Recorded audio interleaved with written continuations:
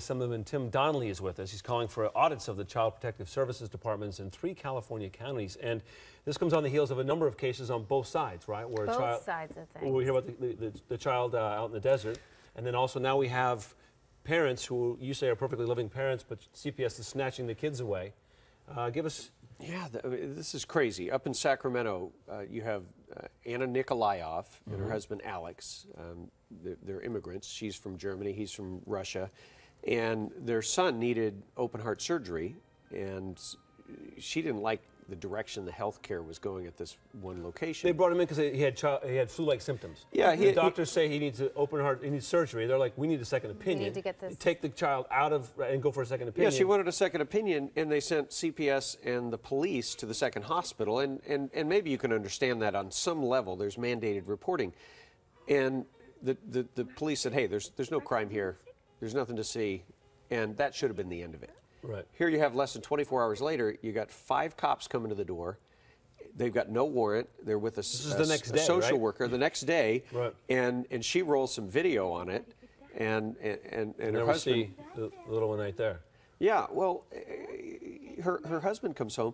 The police take the keys out of his pocket, open the door, and come inside and start demanding the baby. And she's saying, well, what do you want me to take him back to the hospital? What do you want me to do? And they physically take the baby. Yeah. So had they opted out of surgery? Did they just bring the child home and decide they weren't going to go any further? How did they end up back at home? No, absolutely not. And CPS and the police knew that because a doctor had signed off and said, look, they're good to go home. He doesn't need surgery today. The second doctor had signed off. Sure, yeah. Sure, because they were trying to rush into an open heart surgery, and the parents were terrified. And by the way, I would be, yes, absolutely.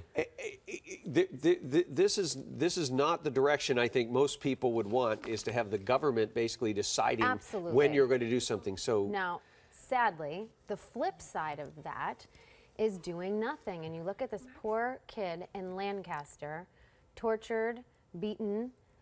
So for a long time. How do you? Where are you on each side of this? Yeah, where do you come in on this? Because obviously there's problems on any way you look at it, and it really complicates. I mean, things. do we need to tighten the ends of it? You know what I'm saying? There's too extreme here and too an extreme not helping on this end. Absolutely, I look at it this way: you have this incredible power that we've given to CPS, Child Protective Services, so that they can seize a child who is in imminent danger.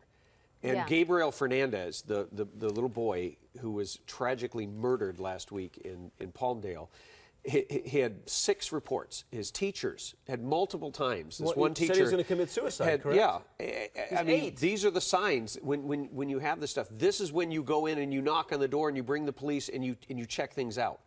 And they refuse to act. And yet on the other side, they have this incredible power and they abuse it. And so where is the middle ground? Well, that's what we want to find out. I'm calling for an audit of CPS. We're having a hearing tomorrow. And as a matter of fact, I'm not alone in that call. I've been joined by Democrat Assemblyman Mike Gatto, who represents some of the Los Angeles area, and also the chairman of the committee where it's going to be heard, the Joint Legislative Audit Committee, Adam Gray. And they're concerned about it. Even Senate Pro Tem Darrell Steinberg is getting involved in demanding answers. Where do you get this power? What was the genesis of this second visit in Sacramento to the Nikolayev family? And how can you possibly justify not seizing a child out of this other situation? Where the hell were they over here? We're talking about 2 different systems. Well, we are, but I think what we're saying is, what is your seizure policy? What is the justification?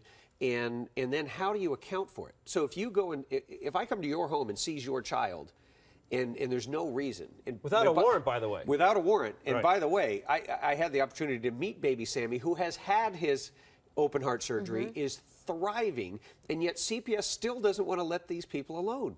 They're still monitoring them for the next 30 days until they have another hearing. And yet they allowed this case with Gabriel. There was an open complaint, and they just ignored it. So somehow, and these are the same agency, but in different cities. There needs to be uniform. It seems like protocol, right? Is that one of the things you're going to be talking about? Absolutely. We're looking for what are the qualifications that social workers have to go through? What kind of training do they have? And what accountability is there, not only from their supervisors, but from outside? Right. You know, if a police officer discharges his weapon, we grant them that incredible power. they have to answer for it every single Checks time. and balances. Yeah. And we need to have checks and balances that are outside. And we're very hopeful. We're going to have a rally at 9 o'clock in the morning on the south steps of the Capitol. There are hundreds and hundreds of people coming from all over the country, not just all over the state. This is a national issue. Oh, absolutely.